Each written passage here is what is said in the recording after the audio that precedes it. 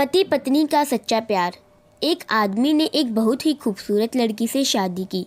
शादी के बाद दोनों की ज़िंदगी बहुत प्यार से गुजर रही थी। वह उसे बहुत चाहता था और उसकी खूबसूरती की हमेशा तारीफ़ किया करता था।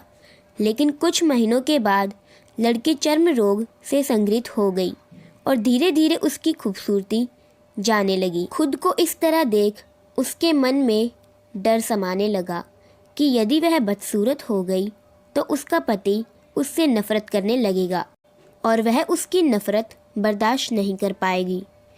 इस बीच एक दिन पति को किसी काम से शहर से बाहर जाना पड़ा। काम खत्म कर जब वह घर वापस लौट रहा था, उसका एक्सीडेंट हो गया। एक्सीडेंट में उसने अपनी दोनों आंखें खो दी, लेकिन इसके बावजूद भी उन दोनों की ज़िंदगी सामान्य तरीके से आगे बढ़ती रही। समय गुजरता रहा और अपने चर्म रोग के कारण लड़की ने अपनी खूबसूरती पूरी तरह गंवा दी। वह बदसूरत हो गई, लेकिन अंधे पति को इस बारे में कुछ भी पता नहीं था। इसीलिए इसका उनके खुशहाल विवाहित जीवन पर कोई प्रभाव नहीं पड़ा। वह उसे उसी तरह प्यार करता रहा। एक दिन उस लड़की की मौत हो गई। पति अब अकेला हो गया था। वह बहुत दुखी था। वह उस शहर को छोड़कर जाना चाहता था।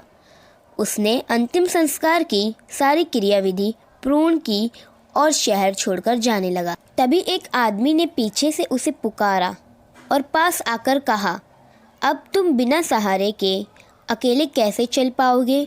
इतने साल तो तुम्हारी पत्नी तुम्हारी मदद किया करती थी।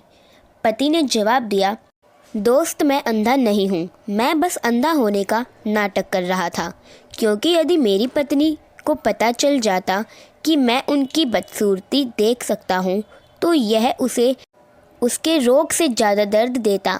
इसीलिए मैंने इतने साल अंधे होने का दिखावा किया। वह बहुत अच्छी पत्नी थी। मैं बस उसे खुश रखना चाहता था।